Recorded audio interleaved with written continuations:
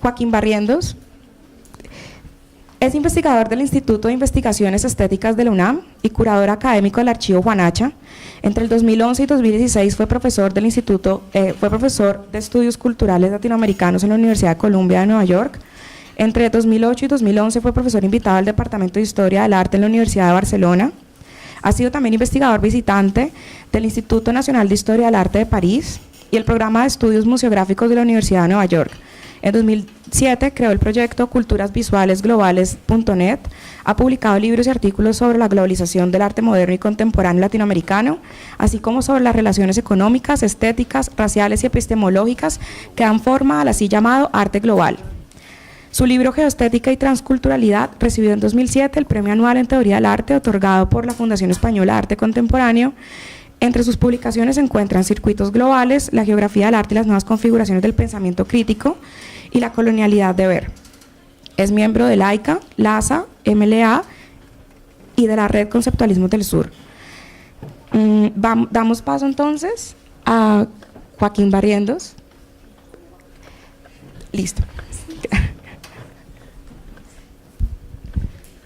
Bueno, pues muchísimas gracias por la presentación. Estoy contento de estar acá. Costó trabajo llegar. Las aerolíneas no estuvieron de nuestro lado, pero estoy muy agradecido de la invitación. No solo al instituto, sino a la sucursal, toda la gente que estuvo en la organización, porque sé que es complicado. Hay gente invisible, pero que es vital para que estas cosas sucedan. Y bueno, a mí me pidieron que hablara un poco sobre fondos documentales, sobre el papel de la documentación en los procesos de investigación. Y estoy acá un poco, me hubiera gustado tener la maquinita para darle, pero me va a ayudar Lorena a ir pasando. Y un poco la experiencia que les quiero contar hoy es sobre un fondo con el que he estado trabajando los últimos años, que está en México. Es un fondo documental de un crítico de arte y que está donado a la Universidad Nacional en México. Y lo que les quiero contar acá es un poco el resultado de la experiencia del intento de catalogar un archivo de un crítico de arte. Porque, digamos, la experiencia, la intención de compartir esta experiencia es porque a veces decimos, bueno, ¿qué necesitamos para hacer los procesos de investigación en el campo del arte? Ah, pues los archivos, los fondos documentales. Y esa pregunta parece muy sencilla. Damos por hecho que los fondos están ahí, ¿no? Y eso está lejos de ser verdad, ¿no? Los fondos no están ahí. Los fondos siempre están en emergencia, siempre están en declive, siempre están derrumbándose, abandonándose, perdiéndose, destruyéndose. Y peor aún, que es la parte, digamos, en la que me quiero centrar, uno va a los archivos y a los fondos de documentación en el campo del arte sin preguntarse cómo fue que ese archivo tomó forma, por qué está ahí, quién le dio sentido, quién lo ordenó, quién lo catalogó. Entonces, no sé si en la sala haya gente en el campo de la museología, pero quiero hablar un poquito del papel que tiene la descripción de documentos para los procesos de investigación.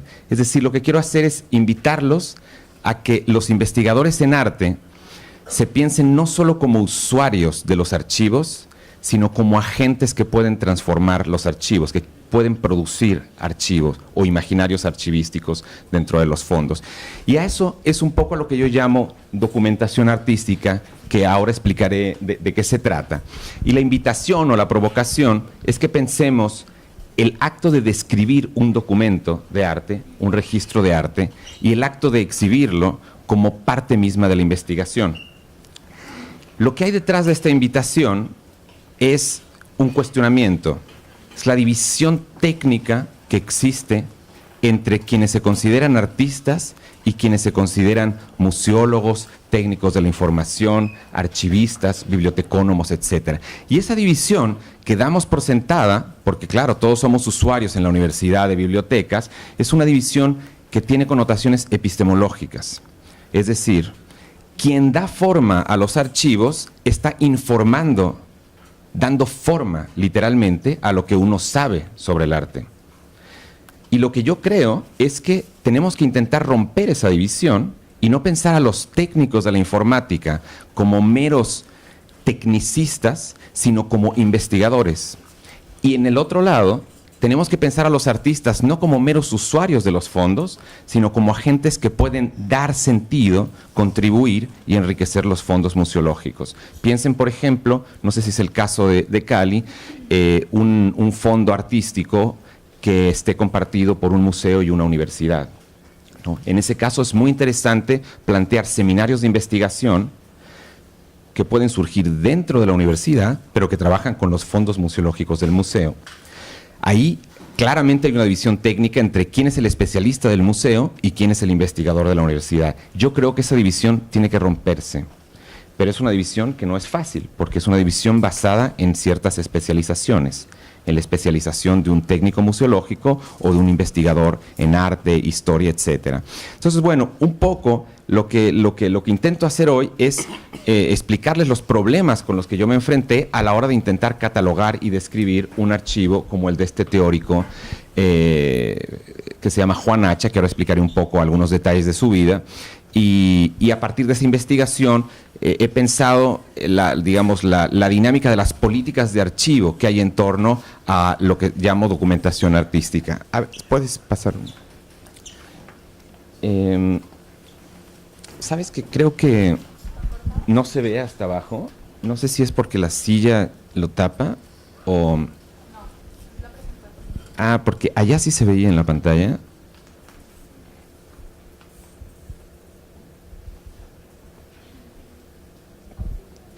Bueno, mientras que lo intenta, Juan Hacha fue un teórico peruano que nació en 1916 y que por lo tanto estamos cumpliendo el centenario de su nacimiento. No sé si está aquí más gente que está invitada al seminario, pero en México está tomando lugar una serie de actividades para conmemorar el legado intelectual que dejó este teórico. Juan Hacha se exilió en el 71 a México y de hecho radicó por el resto de su vida en esa ciudad.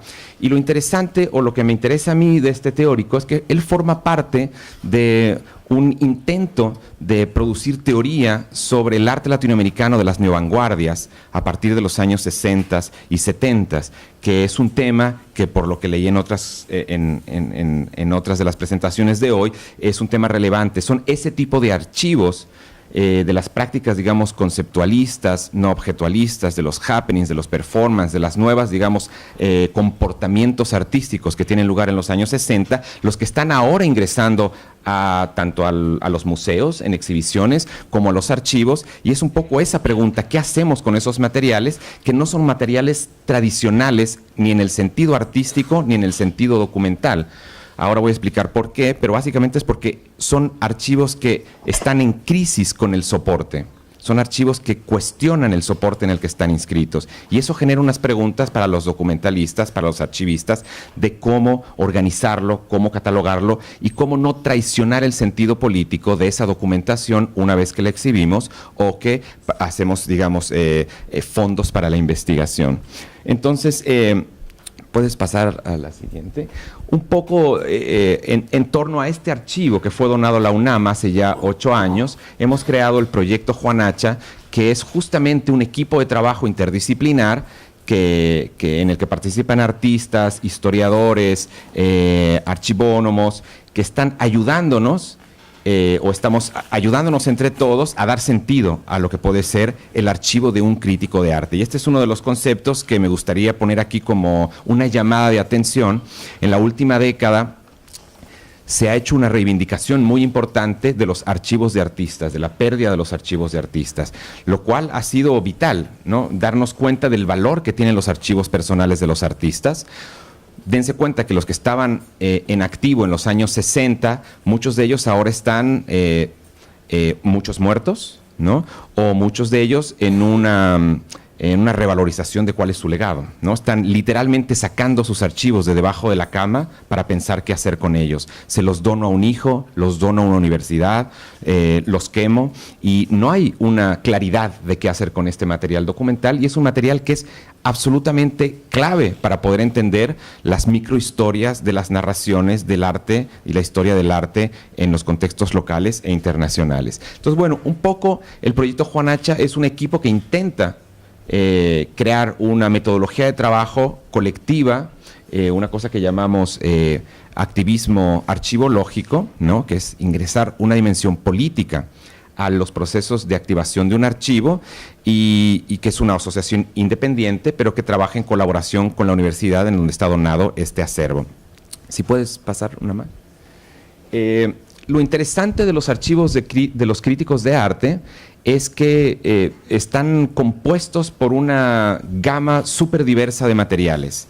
En el fondo de un crítico de arte está su archivo personal, sus cartas, está obra de arte de artistas con los que trabaja, es decir, los críticos de arte de los que vamos a hablar hoy, en especial Juan Hacha, son críticos que están muy en relación con los artistas, es decir, que dialogan con los artistas, que están in situ en el campo de batalla, es decir, en el estudio, están teorizando en el momento de creación de estas obras. Esa es una característica del arte conceptual, del arte del happening, del performance, del arte correo. La crítica de arte fue cuestionada como una narrativa que no dialogaba con estos artistas, y Juan Hacha fue uno de esos críticos que intentó establecer un nuevo diálogo entre la crítica y la producción artística, es decir, rompiendo ya esa distinción entre qué es investigar el arte y qué es producirlo. Está también, perdón, regreso un poquito, está también material efímero, material institucional. Estos críticos de arte, pues además de publicar en revistas, formaban parte de instituciones. El caso de Juan Hacha, él fue subdirector académico del Museo de Arte Moderno en la Ciudad de México, y por lo tanto parte de la vida institucional de ese museo está en el archivo personal. Entonces, claro, como ven, los fondos de un crítico de arte son fondos muy complejos en los que no solo hay documentos, sino hay obras de arte en el sentido tradicional, como obras tridimensionales, diríamos, y también obras más efímeras de arte correo, poesía visual, etcétera. Ahora sí podemos pasar. Esta es un poco, no la generación, pero digamos los cómplices de ese tipo de críticos de arte de los que quiero hablar. No sé si ustedes conozcan unos, pero Jorge Glusberg, a la esquina superior a la izquierda, fue el director del CAIC en Argentina, uno de los impulsores de los movimientos de vanguardia y del arte conceptual, del arte informático en los años 60. Marta Traba, que seguramente es más conocida en Colombia, porque a pesar de ser argentina, hizo gran parte de su carrera como crítica de arte en este país. Néstor García Canclini, otro argentino pero radicado en México en el 74, un teórico y sociólogo que está vivo, productivo todavía en la Universidad Autónoma de México. Jorge Romero Brest, director de la revista Saber Ver, es a la izquierda abajo. No sé si alguien tiene conocimiento de ellos, pero es una generación de críticos de arte, artistas, críticos de arte, teóricos de la cultura, que intentaron por primera vez pensar el campo del arte latinoamericano a partir de teorías propias. Juan Hacha describía eso como la necesidad de una producción de pensamiento estético independiente en América Latina. Es decir, no emular y no repetir lo que se enseñaba en Europa, que es la típica estrategia de la Academia de Arte. La Academia de Arte en el siglo XIX y XX nace para establecer un criterio de estandarización de patrones de enseñanza de belleza, de teoría, etcétera. Y estos teóricos, a partir, digamos, de los años 60, se dan cuenta que ese modelo de trabajo en el campo del arte repite una serie de estigmas eurocentristas, esteticistas, que no ayudan a entender los procesos de la producción artística en América Latina. Son los primeros teóricos que se preguntan qué tipo de arte tiene sentido en América Latina y qué tipo de pensamiento crítico y de investigación tenemos que hacer en el contexto latinoamericano. En medio abajo está Federico Moraes, un crítico de arte también, director del Museo de Arte Moderno de Río. Y finalmente, aquí a la derecha, está Ferrer Agullar, que es un gran artista, seguramente conocido por varios de ustedes, pero también un teórico importante que escribió en los años 60. Acuérdense que los años 60 no son cualquier década, es una década de convulsiones, una década de cambios, una década de replanteamiento de una serie de patrones estéticos y políticos, y Ferrer Agullar escribió algunos textos muy importantes que tienen que ver con la objetualidad, que es un poco de lo que voy a hablar hoy. Si podemos pasar a la siguiente. Bueno, el fondo de Juan Hacha está donado a la universidad en un espacio que se llama Centro Cultural Tlatelolco. Y el Centro Cultural Tlatelolco lo menciono porque no sé si alguien ha visitado México, pero este centro está en un enclave muy importante para nosotros como investigadores de este archivo, que es el lugar en el que en el 68 aconteció, digamos, la matanza de los estudiantes, la persecución de los movimientos del 68, digamos, es nuestro México 68, además de ser un enclave cultural muy importante porque se llama Plaza de las Tres Culturas, por una serie de valorizaciones históricas, en el que, como ven, convergen la plaza prehispánica, la plaza colonial y el edificio moderno, ¿no? El famoso edificio de Tlatelolco del arquitecto Pani, es decir, es este sentido de convergencia de los tres espacios de la nacionalidad, y es en ese edificio que tiene esos colorines, que es una instalación permanente de un artista, Tomás Glassford, y lo importante es que en ese centro de la universidad está actualmente el Memorial del 68. ¿Qué significa eso? Que es el lugar en el que se intenta construir un testimonio, una memoria viva de los acontecimientos del 68. Para nosotros eso tiene mucho sentido porque el crítico de arte con el que estamos trabajando es de alguna manera, está anclado en las problemáticas de pensar la crítica de arte, la investigación de arte y los fondos artísticos como parte de una transformación social. Juan Hacha llamaba a las prácticas artísticas de los años 60 una guerrilla cultural o un despertar revolucionario. Él decía que los movimientos de revolución social y política como los que habían acontecido en Cuba y que se habían extendido a otros lugares en América Latina tenían que ser completados en el campo de la cultura. Es decir, que no hay revolución completa si no hay una revolución tanto política como cultural, y de lo que él llamaba una revolución del entorno de lo sensitivo, de cómo sentimos el mundo, ¿no? Después podemos hablar un poco de esa teorización entre la relación entre lo sensitivo, lo sensorial, lo estético, propiamente dicho, y lo político. Si puedes pasar un poco más. Bueno, esto es un poco los catálogos que les explicaba del Memorial del 68, y en el Memorial del 68 hay una serie de instalaciones que dan cuenta, es un testimonio visual de los acontecimientos del México 68.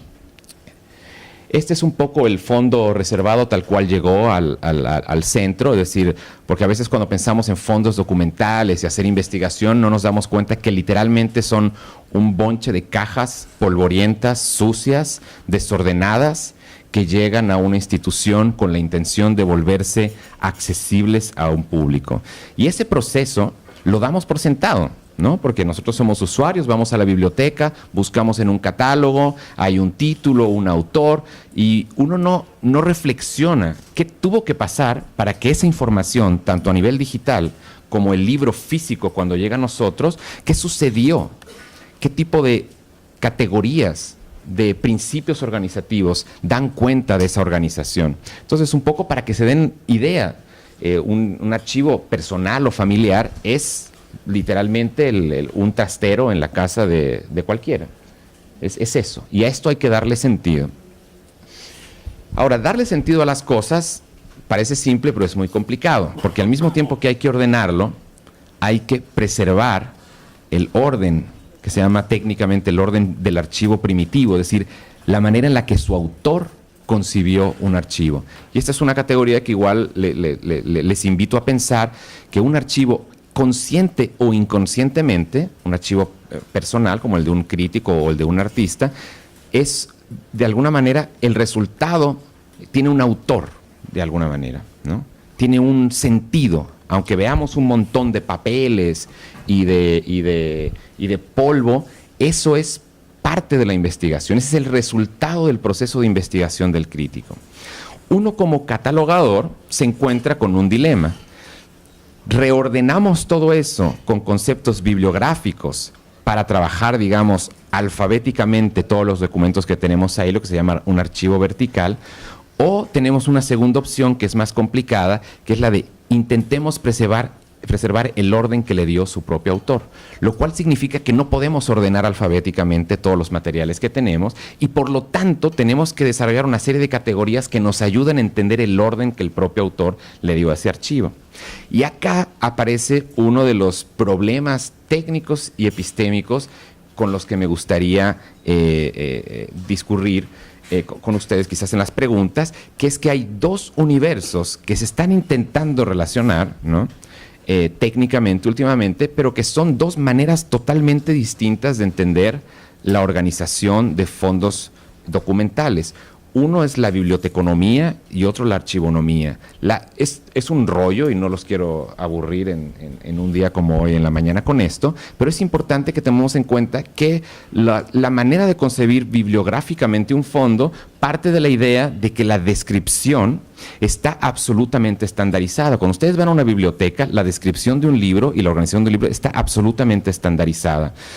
Hay criterios totalmente prefigurados para organizar ese libro, para darle un lugar a ese libro. En cambio, cuando trabajamos con objetos únicos, como son los fondos de una colección de arte, nos encontramos con el problema que el archivista tiene que generar una descripción de ese objeto que es única, porque ese objeto, aunque es similar a otros objetos, en realidad tiene unas características totalmente diferentes, lo cual significa que el archivista, en el intento de darle orden a ese objeto documental, en realidad lo está constituyendo, le está dando vida. No solamente lo está organizando, sino al describirlo está resolviendo la cuestión de si eso es un documento, es una obra de arte, es un objeto de información, es un registro de un acontecimiento artístico, etcétera, ¿no?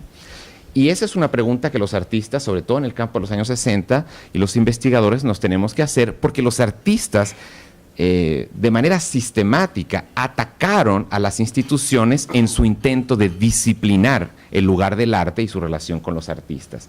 Entonces, un poco la invitación a extender esa crítica de los artistas al campo del archivo es estar atentos a un proceso de disciplinamiento de la documentación una vez que ésta llega a los fondos documentales. Es decir, la archivística paradójicamente puede convertirse en un aparato de disciplinamiento de la dimensión política que tienen estas prácticas artísticas revulsivas de los años 60. Y la invitación es que no dejemos ese papel a los archivistas, sino nosotros como artistas, como investigadores, como teóricos, participemos en la construcción colectiva de esa memoria de las prácticas artísticas. Solo para que se den cuenta, si es cierto que nuestro fondo es un fondo documental, no es un fondo museológico en el sentido estricto, no es un fondo de obras de arte, lo que nos damos cuenta cuando los investigamos es que está lleno de obras de arte, en el sentido, digamos, tradicional o amplio de la palabra. Por ejemplo, tenemos libros de artista, ¿no? Esto aparece como si fuera un documento, es una obra del artista brasileño Tunga, que es el registro fotográfico de un performance, es una caja que se abre y que encontramos una serialización de un evento, de un happening. ¿Puedes pasar una más? También tenemos la objetualización de teoría, en este caso el artista que a lo mejor lo conocen por su nacionalidad, Marrayo, un importante amigo de Juan Hacha. Juan Hacha, ahora lo comentaré, pero tuvo una relación muy intensa con Colombia. Juan Hacha vivió en Colombia, él era ingeniero químico y después de venir de Alemania, saliendo de la guerra en el fascismo, en los años 30, se radicó durante unos pocos años en Perú, en Lima, y después vino con una compañía química a trabajar a Colombia y vivió desde el 47 al 51, ¿no? Y se relacionó con muchos de los críticos artistas de esa época y mantuvo siempre una relación muy intensa con Medellín, con Bogotá y con algunas otras ciudades. Con Omar Rayo hace un homenaje a Juan Hacha y lo que crea es una especie de libro objeto teoría, que es un ensayo de Juan Hacha convertido en un libro de arte. ¿Podemos pasar otra, por favor? Tenemos también muchos de los libros de artista de Felipe Ehrenberg. No sé si es un artista conocido por acá, pero es un artista mexicano que forma parte del grupo Proceso Pentágono y por extenso de lo que en México se llamó a final de la década de los 70s y 80s la movida de los grupos, que fue un intento de pensar la producción artística de manera colectiva, no individualista, para atacar el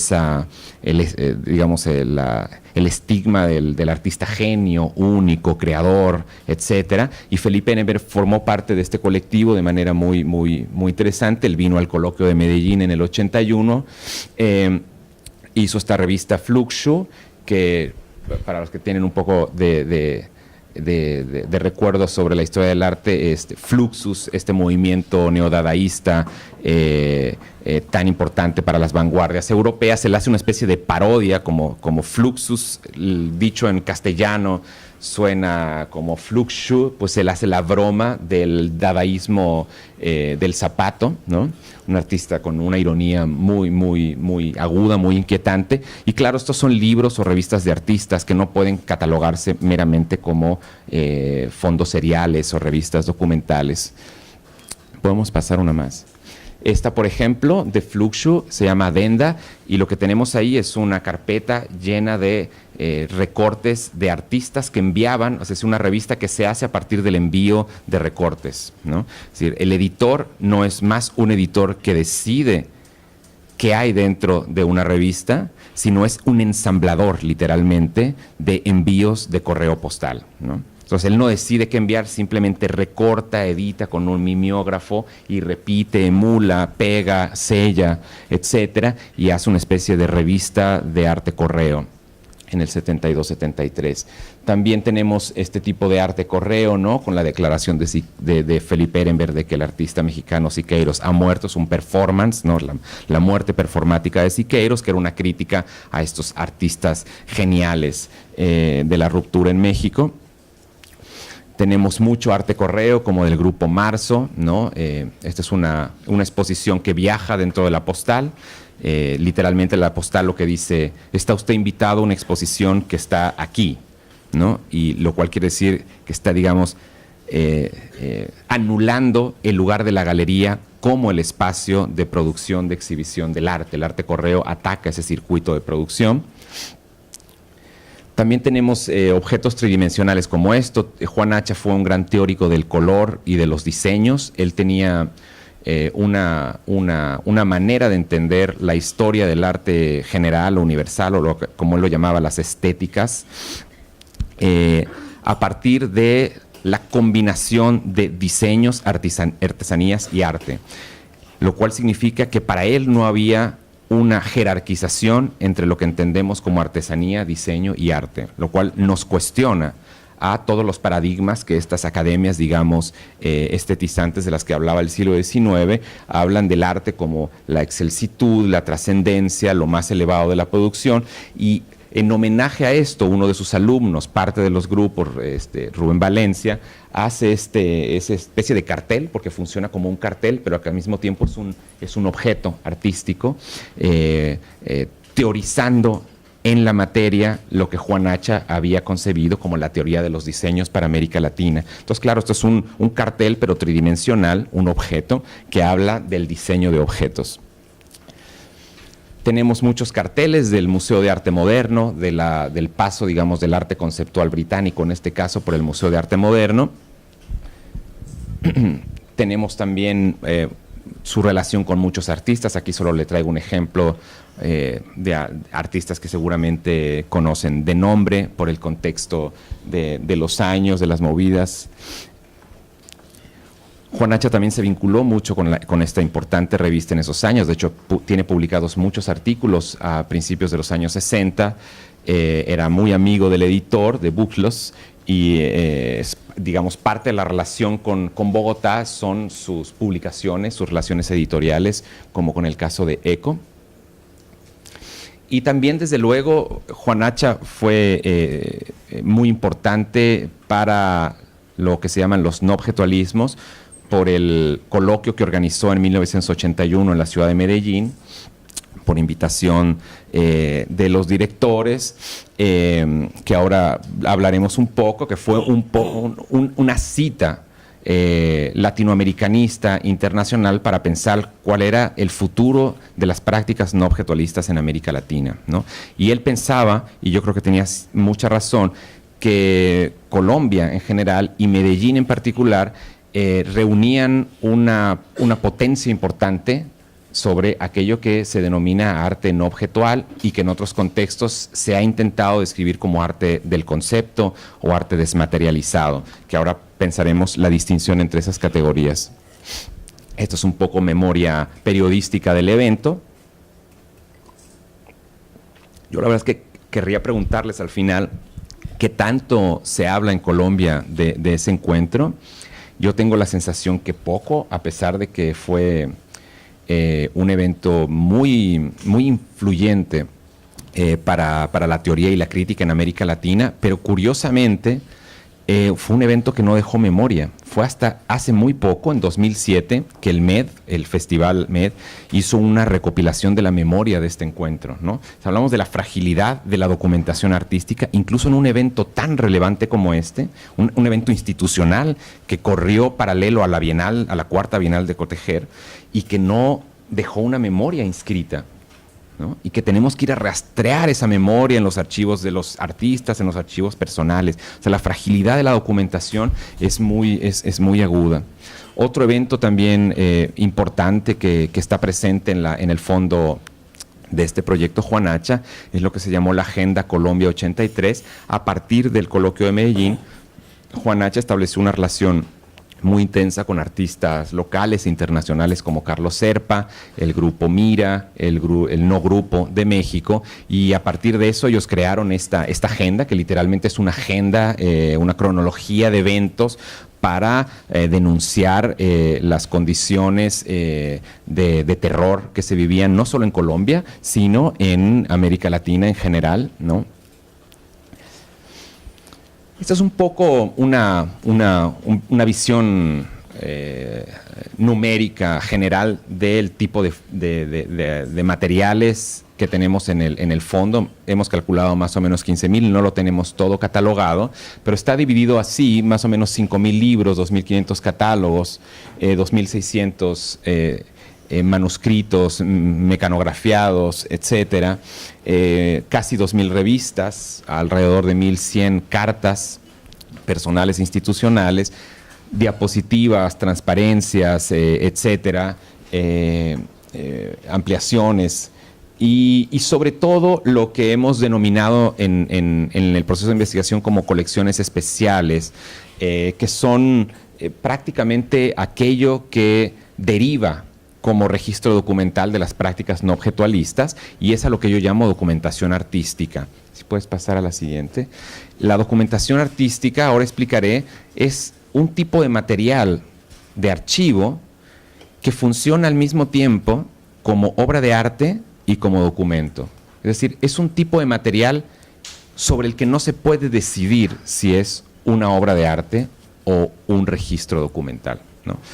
Y lo que quiero plantear es la necesidad de establecer un criterio metodológico y técnico para que el proceso de catalogación no anule esa ambigüedad que tienen estos materiales. Porque la tendencia lógica es a registrarlos como documentos. Pero los artistas en vida pretendían que eso no funcionara como un documento, que no se objetualizara. Y acá tenemos la palabra que crea Juan Hacha, el problema con la objetualización, ¿no? El archivo es un lugar de objetualización, en el que un performance acontece en el archivo como un objeto, ¿no? Y el performance no es un objeto, es una acción, es un acontecimiento. Y ahí tenemos una pregunta que la podemos incluso extender más allá del campo del arte y que tiene que ver con la heurística, con la historiografía, que es cómo damos sentido a los hechos del pasado y cómo esos hechos del pasado constituyen valor histórico para el presente, ¿no? Entonces la pregunta es, ¿cómo preservamos algo que un artista concibió como arte no objetual? Y esta pregunta parece simple, pero no lo es. En realidad es una pregunta complicada porque obviamente los registros documentales tienen una inscripción material física, son objetos en algún sentido, ¿no? Entonces nos tenemos que preguntar qué tipo de objetos son esos objetos que los artistas no objetualistas intentan cuestionar, ¿no? Y acá aparece una tensión, que es esa tensión de la documentación artística, que me gustaría que se llevaran como una pregunta para cuando hacen investigación, que es cómo separamos. ¿Qué criterios tomamos a la hora de decidir que algo, y digo algo en el sentido así epistemológico o filosófico de la palabra, ¿no?, es una obra de arte, un objeto o un documento, ¿no? Y es una tensión que muchas veces se resuelve en el archivo, pero que si se dan cuenta es una pregunta casi filosófica, ¿no? O sea, ¿cómo decidir ¿qué es una obra de arte o qué es un objeto? Es una pregunta filosófica, epistemológica, si quieren, ¿no? Bueno, un poco me he acercado o he intentado resolver estos conflictos que tiene la documentación artística a partir de los estándares internacionales que existen a la hora de organizar la documentación en los museos, ¿no? Y, digamos, uno de los lugares centrales que intenta crear estándares para la catalogación es el ICOM, y sobre todo ese centro que es el Centro Internacional para la Documentación, que genera una serie de manuales para que las instituciones, los museos, las bibliotecas, los archivos estandaricen los procesos a partir de los cuales documentan fondos artísticos. Esta organización hizo un encuentro tuvo uno de sus encuentros generales en México en 1980, en el que ya claramente se dieron cuenta del problema de la documentación artística no objetualista y crearon un grupo de estudio, un grupo de trabajo que se llamaba así la documentación considerada como patrimonio, ¿no? No tengo las traducciones al castellano, pero las preguntas que se hacían era si vamos a considerar la documentación como patrimonio histórico, documental, lo que sea, necesitamos diferenciar la documentación de la obra, ¿no? Es decir, al documentar una obra, técnicamente tenemos que generar una diferencia, ¿no?, entre lo que es el registro de un performance o el performance, o más bien tenemos que juntarlo. Otra de las preguntas que se hacían es, dada la característica de este tipo de objetos culturales, va a ser muy difícil que marquemos una línea de distinción entre lo que es la información documental y lo que es la obra conceptual, ¿no? Muchos artistas de esas décadas hablaban incluso de arte de sistemas, arte de concepto, arte de los medios, justamente para poner en cuestionamiento la inseparabilidad de la información y de la obra artística. El medio es el mensaje. Acuérdense que McLuhan es uno de los teóricos importantes de aquellos años que cuestiona justamente esa tensión entre qué separa el medio y el mensaje. Pues la archivística se vuelve a preguntar eso. ¿Cómo separamos el medio del mensaje? ¿Cómo catalogamos el mensaje o el medio, ¿no? Esa es una pregunta que los archivistas se hacen. Si podemos pasar a la siguiente. Una de las cosas que se tomaron en cuenta en ese encuentro y que estableció un criterio estandarizado es que debemos consultar siempre que sea posible la decisión de los artistas, la perspectiva de los artistas, ¿no? Es decir, si tenemos un fondo de un artista y ese artista está vivo, lo ideal es preguntarle si él considera que esos registros documentales son una obra de arte o no. Y acá, no sé si se dan cuenta del problema que sigue a esa relación con el artista. Piensen, por ejemplo, en artistas de los años 60, que fueron artistas de crítica institucional, de arte conceptual, que en su momento tuvieron un cierto empuje político, pero que para el final de los años 70 fueron absolutamente olvidados. Artistas que fueron muy potentes, activistas políticos, y que de hecho que se envolvieron con movimientos sociales, ¿no? Dejaron de crear arte para trabajar, digamos, la acción directa, ¿no? Y después de 30 o 40 años, los artistas están totalmente olvidados. Cuando le preguntamos a ese artista si la documentación que tenemos en los fondos es obra de arte o es documento, la tendencia natural va a ser a que los artistas digan que tienen obra de arte. ¿Por qué? Porque eso les va a dar un lugar dentro de las exhibiciones y los museos, ¿no? Hay una jerarquía entre lo que es arte y lo que es la documentación del arte. Entonces, claro, ahí vemos que el propio artista puede traicionar la inscripción, el móvil original de la producción performática, activista, política de los años 60. Y el archivista tiene que lidiar con esa problemática, ¿eh? Y no es fácil, porque el artista vivo tiene de alguna manera una autoridad respecto a la conceptualización de su producción. Pero al mismo tiempo el artista no es el único, y aquí regresamos a Juan Hacha. Para Juan Hacha, una obra de arte existe solamente en su inscripción socioestética, como él la llamaba. Es decir, una obra de arte no es el resultado de la creación de un individuo, sino de las condiciones en las cuales una sociedad da sentido a esa producción artística. Si no tomamos en cuenta la circulación, el consumo, la apropiación, etcétera, no entendemos lo que es la producción artística. Regresa un poquito, porque abajo hay otra parte. Dice, en este encuentro en SICOM, se hicieron también otra pregunta. Dicen, en ausencia de la presencia física de la obra de arte, el documento tiende a convertirse en la obra de arte, ¿no? Piensen en el coloquio de Medellín. La mayoría de las performances que tuvieron lugar en Medellín no existen como obra de arte. Lo único que tenemos es una fotografía que a veces tomó el museo, a veces tomó un invitado, a veces tomó la esposa o la esposa del artista, ¿no? Y de repente lo único que tenemos es esa fotografía. Pues la tendencia en el archivo es que esa fotografía se reifique como la obra de arte. ¿Qué hace el archivista con eso? Hay mecanismos, ¿no? Y es lo que quiero proponerles, para reactivar políticamente esa tensión entre lo que divide como una obra de arte y una documentación, ¿no? Sobre todo porque muchos artistas de esos años, como lo dice abajo en la cita, estaban conscientes de que la documentación de un performance traicionaba al performance mismo. Es el espíritu mismo de lo que se consideró como arte efímero, ¿no? Un arte que tiene la intención de no permanecer en el tiempo, de ser simplemente un acontecimiento que se esfuma. ¿Ah? Entonces, claro, para un archivista eso es una pregunta muy fuerte. Para la gente que trabaja con arte de los años 60 y 70, estamos llenos de este tipo de materiales. Artistas que intentan hacer un relámpago de intervención y que no quieren que quede registro porque consideran que el registro es una objetualización de la práctica artística. Eso es a lo que se refiere Juan Hacha con tener conciencia de la no objetualidad del arte contemporáneo, del arte de neovanguardia, ¿no? Ahora sí podemos pasar, por favor. Ustedes me van diciendo si esto es un rollo, vamos aterrizando cosas. Entonces la pregunta es, ¿cómo describimos dentro del archivo este tipo de objetos culturales, ¿no?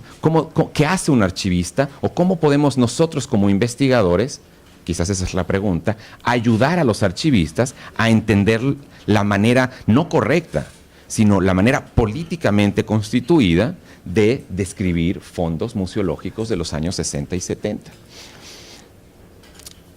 Y acá se abre esta tensión en lo que llamaba al principio una partición técnica, epistémica, entre las humanidades y las ciencias sociales o las ciencias de la información, ¿no?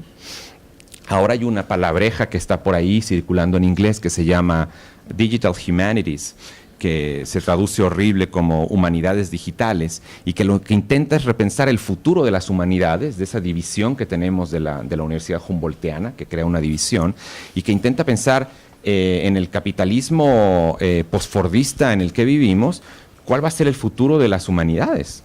Es decir, si dependen de las formas de reproducción del capital, ¿cuál va a ser el lugar de las humanidades que crecieron en un paradigma totalmente distinto, en un paradigma casi de excepcionalidad, ¿no? Y la solución que se le ha querido dar en las universidades americanas es repensar las humanidades en su dimensión digital, ¿no? Es decir, de extender lo que entendíamos como las humanidades. Y acuérdense que la historia del arte tiene una batalla muy fuerte, y la historia también de si forma parte de las humanidades o no. De hecho, la historia nace disciplinarmente en un repliegue de ser entendida como una humanidad o como una ciencia social, ¿no? Y entonces el archivo es un lugar en el cual nos podemos pensar cuál es el futuro de las humanidades, ¿no? Cómo ese sentido, ese espíritu, digamos, si quieren, muy occidentalista de lo humano, ¿no? de lo que nos constituye como humanos, puede extenderse a través de la tecnología, ¿no? Podemos pasar. Bueno, ya les explicaba que a partir de todo esto hemos utilizado esta categoría de documentación artística para llamar la atención de no anular, ¿no? De no disminuir la potencial existencia de estos materiales, tanto como documentos como obras de arte, ¿no? Y esa es una tensión que no está resuelta, no es que el archivista toma una decisión y eso se resuelve. Es algo que es una pregunta, una negociación política permanente, ¿no? Cuando llevamos estos documentos a la exhibición, esa pregunta vuelve a inscribirse. cuando exhibimos documental archivístico, la documentación de un performance, por ejemplo, tenemos como curadores que hacer algo para que esa potencia no quede otra vez anulada, no quede otra vez anulada. Ahora explicaré unos ejemplos de cómo pasa. Entonces, bueno, les decía que digamos, la dimensión ontológica de qué es algo y la materialidad misma de un objeto artístico no es solo una pregunta archivística, es una pregunta política y filosófica, ¿no? ¿Qué es un objeto? ¿Qué es una obra de arte? ¿Qué es un registro documental de arte? No son preguntas que un técnico, administrador, archivista pueda resolver en sí mismo. Y lo que ha pasado es que los humanistas, o los que nos decimos humanistas, artistas, hemos dejado en el otro lado de la cancha la responsabilidad de tomar decisiones de cómo esos documentos van a acontecer históricamente, ¿no? Y yo creo que es hora de que los que nos consideramos humanistas volvamos a dialogar con aquellos que hemos menospreciado como técnicos de la informática y establezcamos un pacto a la hora de repensar el futuro de los fondos documentales, ¿no? Es decir, acá de lo que se trata es de pensar colectivamente el papel que tenemos como investigadores dentro de las ciencias sociales, dentro de las humanidades, en relación con aquellos que hemos disminuido como técnicos, meros organizadores, y restablezcamos un pacto de coinvestigación en el proceso de construcción de los archivos. Y eso se dice fácil, pero es muy difícil, porque las universidades están construidas de tal manera que reproducen esa partición técnica.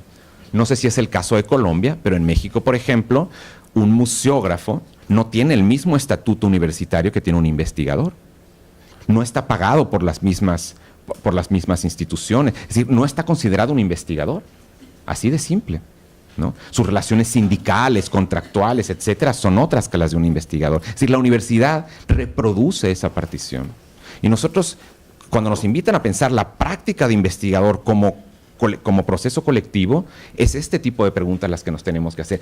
¿Cuáles son las mecánicas institucionales que dividen, que separan la potencial colaboración entre los diferentes investigadores que estamos interesados en dar vida a los fondos documentales? ¿Sí podemos pasar? Solo para que se den cuenta de por qué digo que estas son preguntas filosóficas, este es un poco en azul, es que es imposible de leer, está un poco fuera de foco, pero este es un poco el documento de trabajo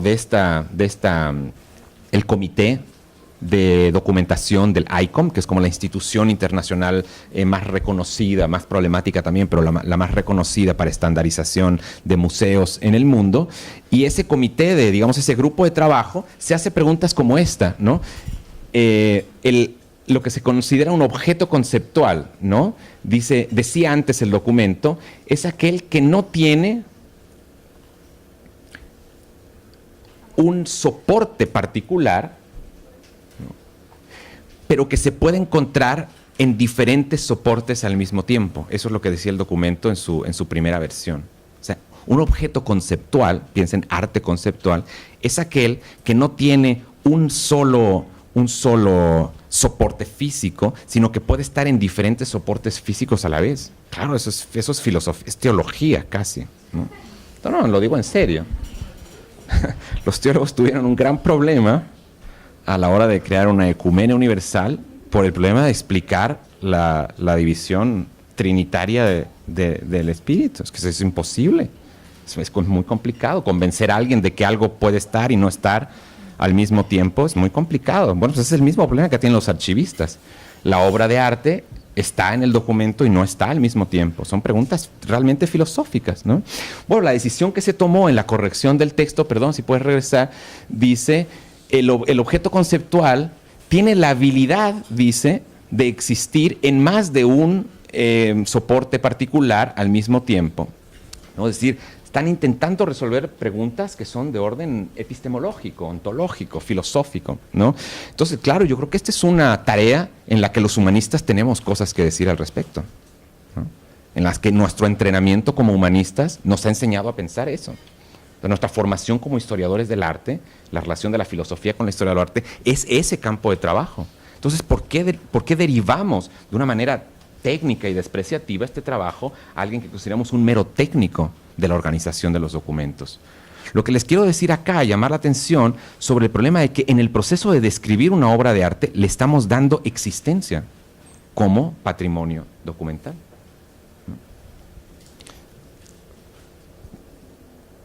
Fíjense, por ejemplo, cómo esta teórica en su artículo Obra de Arte, ¿no?, habla de uno de los estándares más conocidos que se tienen actualmente para organizar objetos culturales. Se llama Categorías para la Descripción de Obras de Arte, o conocido como CDWA, y ella dice que la mayor importancia de este nuevo modelo es que crea una distinción muy clara, digamos, que se enfoca en distinguir entre qué es obras y qué es objetos, ¿no?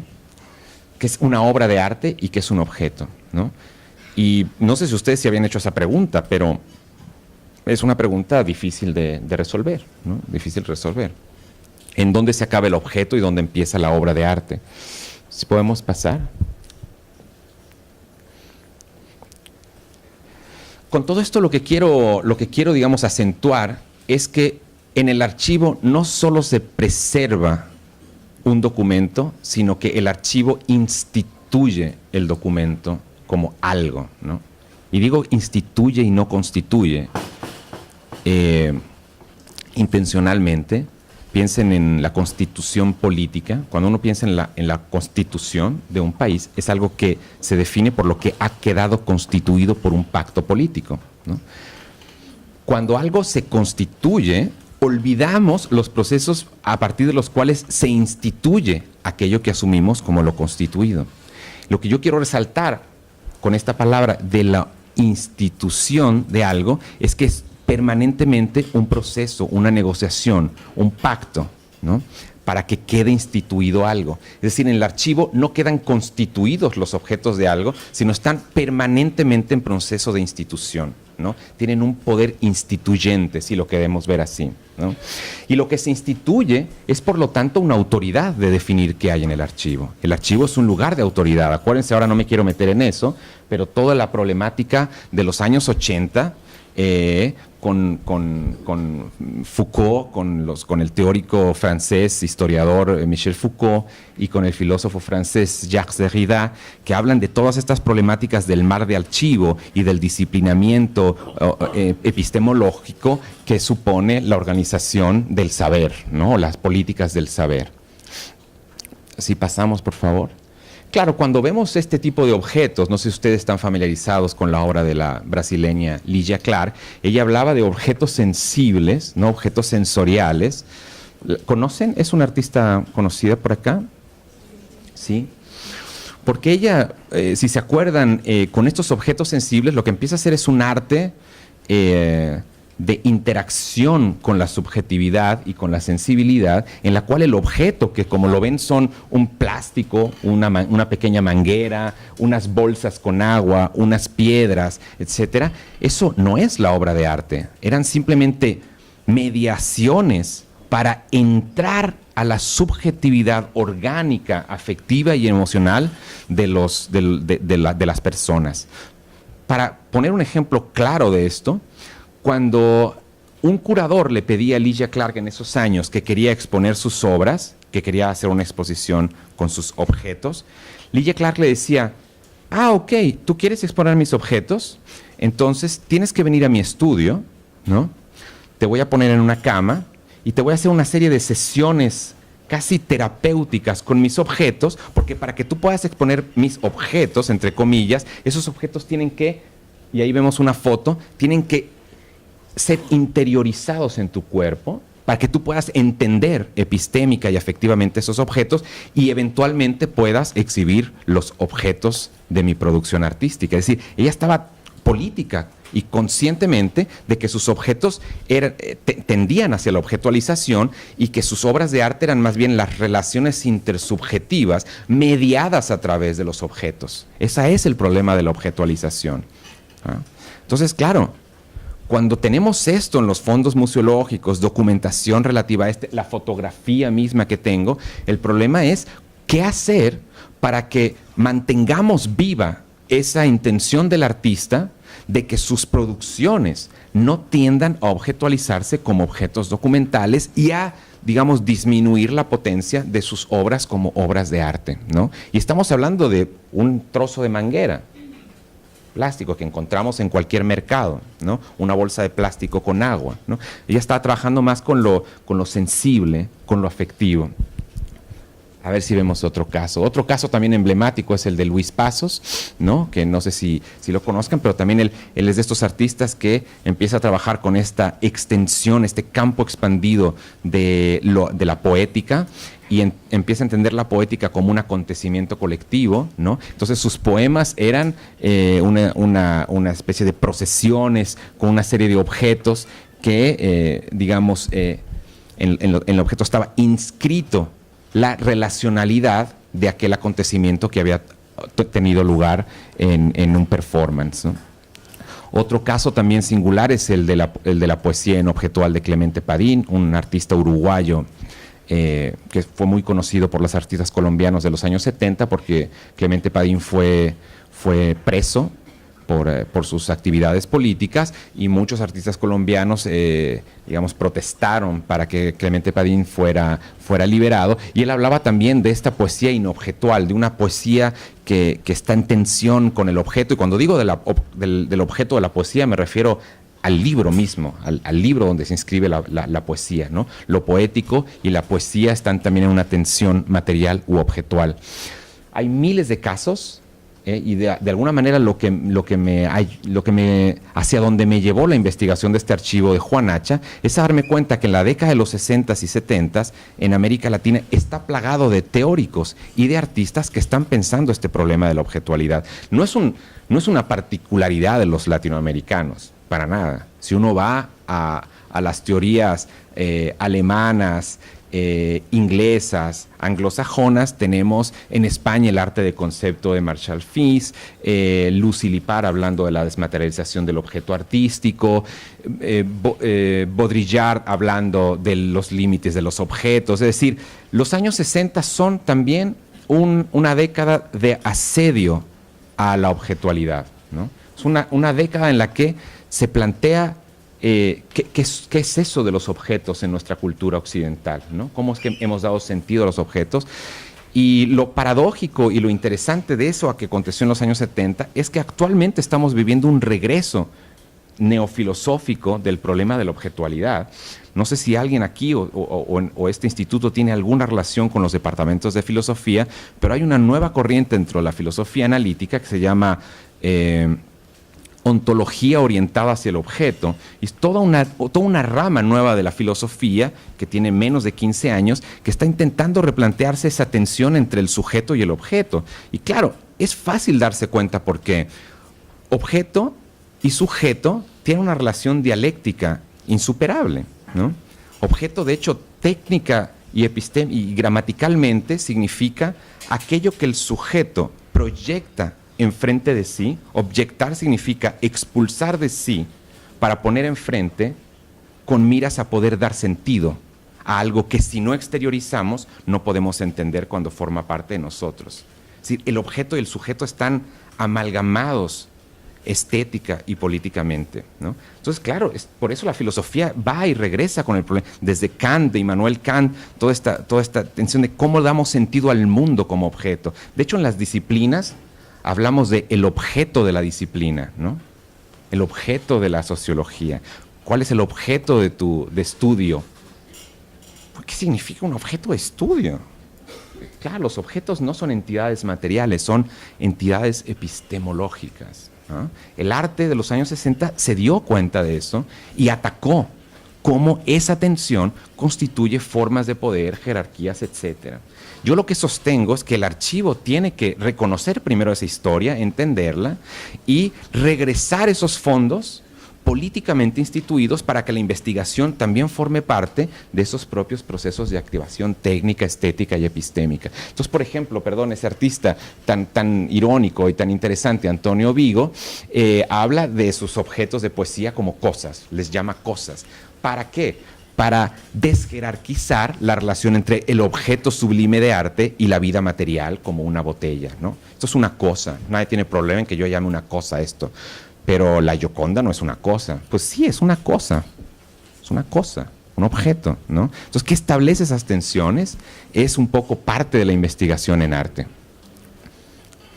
Otro artista muy emblemático y que además abre toda una veta de trabajo es Willis de Castro, ¿no? El artista brasileño, que él llamaba esto objetos sensibles, y lo que él intenta hacer es, en el campo de lo pictórico, ver cómo el objeto empieza a negarse a sí mismo y a salir de su constricción matérica, ¿no? Lo que él intenta hacer con estos cuadros es darse cuenta cómo objetualidad y visualidad están relacionados. Lo que constituye un objeto tiene necesariamente una dimensión construida por la visualidad, ¿no? Por lo que nuestra visión construye como lo que es parte de algo y como lo que deja de ser parte de algo.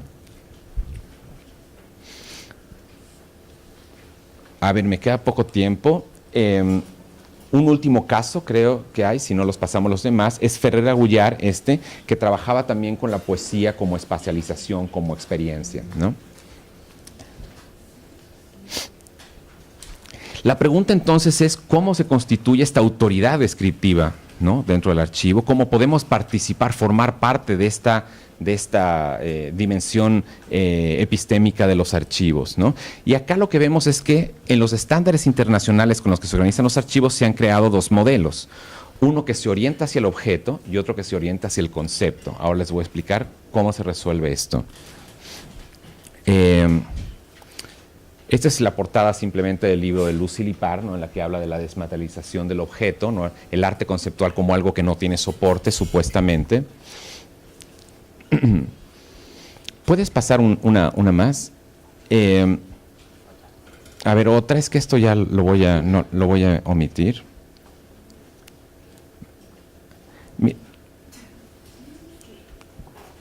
Aquí. Estas son un poco, para la gente que está un poco en museología, en archivística, además, esas son la división de dos de las tendencias que hay en los modelos de organización. Los dos primeros están orientados hacia el concepto y los 3 segundos están orientados hacia el objeto. Tengo una cosa acá para explicar, pero prefiero decírselos con un ejemplo mucho más práctico. Si ustedes piensan en la Odisea, ¿no? En el libro, ¿no? Uno puede organizar archivísticamente la Odisea de dos maneras, ¿no? Pensando que la Odisea es cada una de las inscripciones físicas, es decir, de las ediciones que tenemos materialmente existentes de la Odisea, y nuestra catalogación es la descripción de cada una de esas inscripciones físicas, o por el contrario, ese es, digamos, orientado hacia el objeto, o por el contrario podemos pensar que la Odisea no es ninguna de esas inscripciones, que la Odisea es la obra intelectual como tal, ¿no? ¿Me explico? Y depende qué punto de partida tomemos, la descripción de esa obra es distinta. Porque si describimos el objeto, lo que tenemos que describir es la edición, el año de impresión, la editorial, etc. Si, al contrario, describimos la obra de arte, también tenemos esos elementos, pero tenemos otros elementos que hacen alusión a algo más que la inscripción física de ese objeto. Claro, ese problema en los documentos bibliográficos es fácil de resolver, pero cuando hablamos de obras de arte es muy difícil de resolver, porque una obra de arte es única, no tenemos otras ediciones para compararlo. Entonces tenemos que echar a andar la imaginación de procesos descriptivos que nos ayuden a entender si lo que estamos catalogando es la obra de arte material, la inscripción o la idea de esa obra de arte, ¿no? Muchos artistas pensaron en obras de arte, pero nunca las pudieron hacer. Es lo típicamente una acción conceptual, es la de generar reglas o instrucciones para un proceso que no necesariamente se lleva a cabo, ¿no? Claro, ahí surge otro problema, que es el de la autoría, ¿no? Si ese artista que dio unas inscripciones, unas reglas para producir un performance está muerto y yo lo repito en mi museo 40 años después, ¿quién es el autor? ¿Esa persona que murió o los que le damos sentido a cómo materializarlo, ¿no? Es una pregunta que a veces es difícil de resolver, ¿no? Acuérdense que el artista ya está muerto en este caso, ya no le podemos preguntar. A lo mejor el artista no está de acuerdo en cómo lo vamos a hacer, ¿no? Bueno, pues las descripciones, depende qué modelo utilicemos, reifican la autoría del autor original o nos permiten entender en inglés se llama reenactment, ¿cómo se diría? La reactualización, ¿no? La reconstrucción, digamos, de un performance como autoría de las personas que le dan sentido, ¿no? Entonces, claro, depende qué tipo de modelo utilicemos, estamos revalorizando la autoría original o dando autoría colectiva a las personas que lo vuelven a poner como acontecimiento. ¿Y esto por qué es importante para la década de los 60? Porque muchos de los artistas con los que estamos trabajando en los años 60 explícitamente hablaban de que sus producciones artísticas no eran sus producciones artísticas, que eran eventos colectivos de intervención, de acontecimiento, que ellos no eran autores, que ellos eran operadores, instigadores, movilizadores, etcétera, pero que no eran autores. Si no consideramos eso, al llevarlos al archivo o al llevarlos a la exhibición y volverlos a escenificar, si quieren, ¿no? Lo que podemos hacer es, digamos, traicionar el espíritu original de los teóricos, de los artistas, en su idea de no ser los autores, sino ser más bien agentes de acción. A ver, avanza un poquito, a ver qué tenemos. Estos son, digamos, los dos modelos. Como pueden ver, acá lo que tenemos es una tensión entre la categoría arte conceptual y la categoría no objetualismos como dos posibilidades distintas, no excluyentes, sino distintas para poder catalogar este tipo de materiales.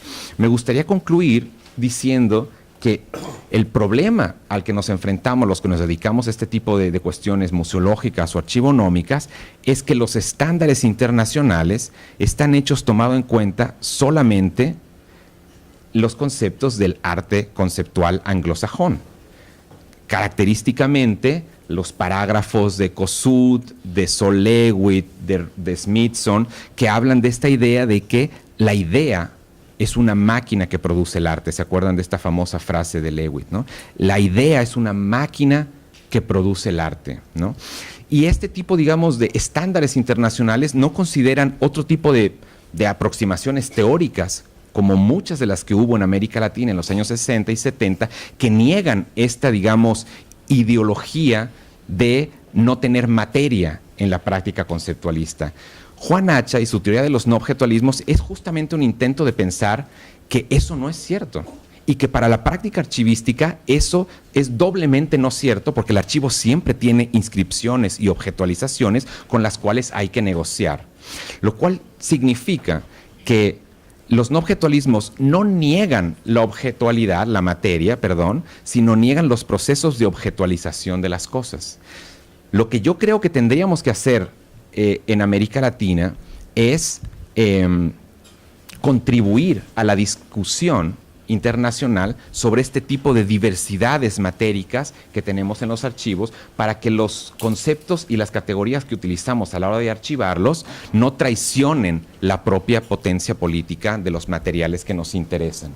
Si pasamos un poco más, unas 2 o 3 más, no sé si alguien esté familiarizado con esto.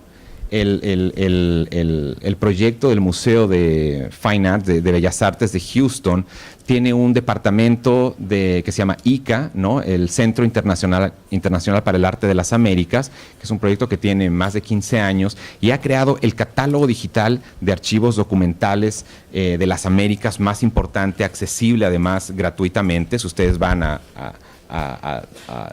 ICA, MFA Houston, ahí van a encontrar, de hecho si pasas una más, aquí tienen un poco el portal, el buscador de este portal. Es un proyecto de digitalización de más de 10,000 documentos del arte del siglo XX en América Latina, bueno, en las Américas, porque no es solo de América, sino de América Latina.